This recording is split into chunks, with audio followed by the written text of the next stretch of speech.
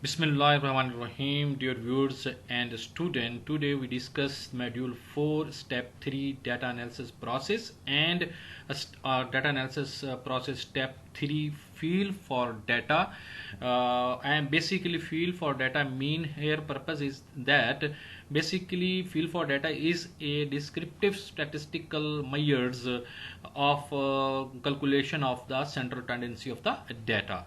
And field for data we take the calculation of mean, mode and median and standard deviation for calculation of central tendency. But today step by step we discussed mean, mode, median and standard deviation.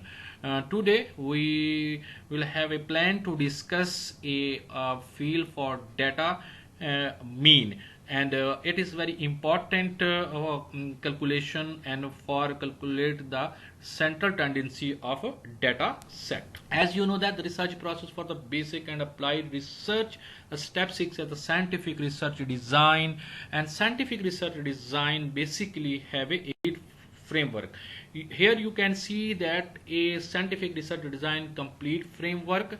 Detail of study we have already discussed step by step, and measurement and data analysis we have discussed step by step. But nowadays we are discussing a data analysis, and our first part of the data analysis is field for data. Let's move. We see that what is field for data and how can we calculate a descriptive measurement in field for data. But firstly we discuss a field for data mean. As you know that data analysis have a three main major part: field for data, goodness of data and hypothesis testing.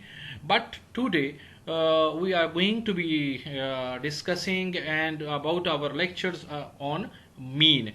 And you know that the mean, standard deviation and correlation and frequency distribution, mode, median and standard deviation, basically calculation of central tendency of the data set. Let's move, and that's all about here you can see here the framework of a data analysis. Now we move to the mean, the sum of all values divided by the total number of values in your data set you have received from your data collections. It's most commonly used measures for checking and for calculating the central tendency, and is often referred to as the average of your data set.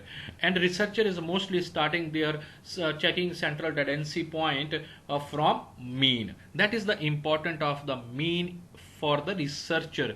Basically most commonly the means is used for measuring the central tendency of your data set.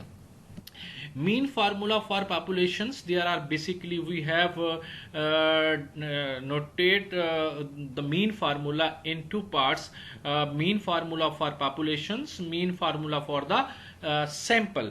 But it is only different of notations, capital notation and small notation. When we write the formula is the same. When we write down the formula in the capital notation, it is called a population mean formula for the population. Here you can see that basically is mean equal to population x at you have sign, and like that you have that is the mean of the population mean, and sigma x the sum of the each value in the population, n is the number of value in the population mean. Population mean formula we can also be used, and mostly we have used like the sign of mu and sigma x over n, that is calculating the population mean. But you can also be use a mean formula for the population is that have you seen in x bar and equal to sigma x over n. Next, what is the difference between the mean for a sample and mean for population? That's I have already said you, okay, that is the minor different. Only different is the notation, capital notation and the small notation. Yes, signs we have used, mostly we use the mu sign, but you can use a x bar sign, but in capital notations. And where you sigma x is sum of all data values, n is the number of data items in population you have taken, and small n is the number of data item in sample. The sample mean is also referred to as m. You can use a sample as a sign to m in your in your write up. That's all about for the mean for sample. You can, in the table, you have seen that the difference between the sample mean and the population mean, only difference is greater notation and small notation. Otherwise there are no difference in the formula, but you must be use be careful about using the sample and population formula. You must be follow that rule. Small notation for the sample mean, and the capital notation, mu sign, used for the population mean. The step for calculating the mean, it is the important step. How can we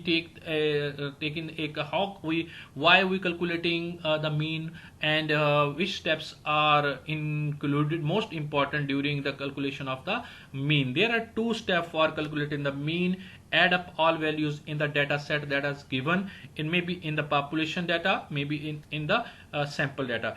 Divide this number by number of the values. Let's see, you want to find the average amount of people spent on restaurant meal. For example, in your near restaurant meal in your neighborhoods, there the peoples are mostly came here and spent some money for getting the food. You ask a sample of 8 neighbors how much they spent the last time they went out for the dinner, and find the mean cost of that person. For example, a data set, if we have said that our 8 neighbors that are visiting in the restaurant, first is for the cost anchor is 42, then 13, 31, 87, 24, 58, 76 and 69. That is called a data set of cost of dinner for 2 USD.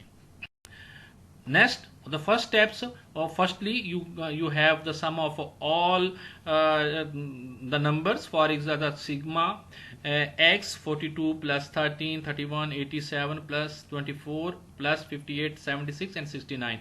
We take the sum of all numbers, we have getting the 400, and then we have calculate the sum of, and we started the second steps. As you know that the number of values, n is showing the number of values and the terms that the peoples are came of your neighbors individual, and spend some money to getting for dinner.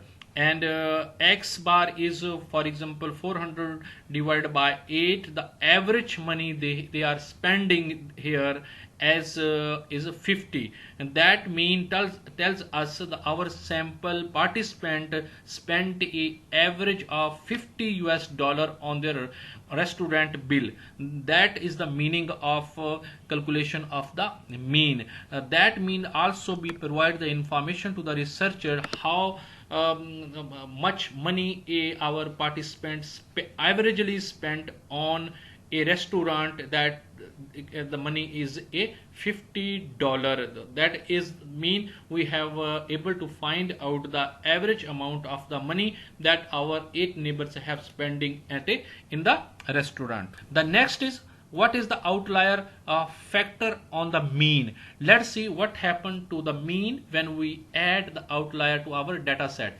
Same data in the previous, but only one changing is came here in the data set. Cost of the dinner for 2 US dollar, 42, 13, 31, 87, the same amount, the same individuals and a participant came and spent same money, and that as you shown in the previous slide, the same data, but the one data is abnormal data is came from a one participant. He spent a $230 for the dinners.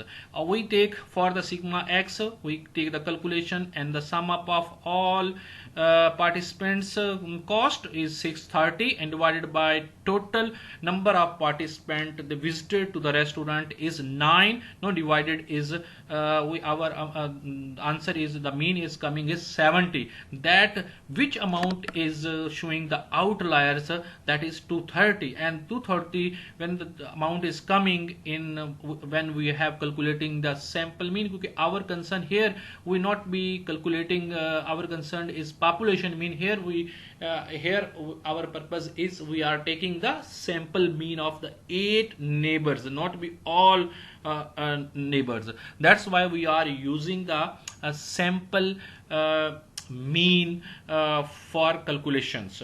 That is, you have find here a 70 US dollar is earning each participant. When the previous, when the outliers amount is not be abnormal amount is not be coming, at that time our sample mean was a $50. When can you use the mean? Basically the mean is the most widely used measures of the central tendency, as I discussed earlier in my slide. It uses all values. It is calculation, basically calculate the central of tendency of your data set. Best measures of the central tendency depend on your types of variables and the shape of your distributions. For example, normal distribution, positive skewed distribution, and negative skewed distribution. The mean can only be calculated for quantitative variable.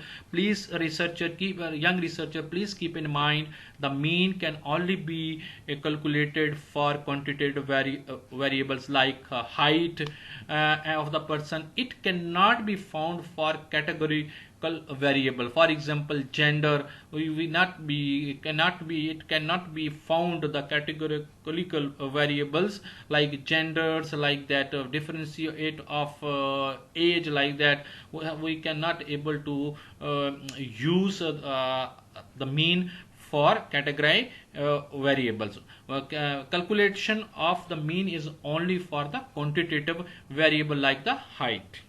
The next the important thing is the mean is the distribution shape.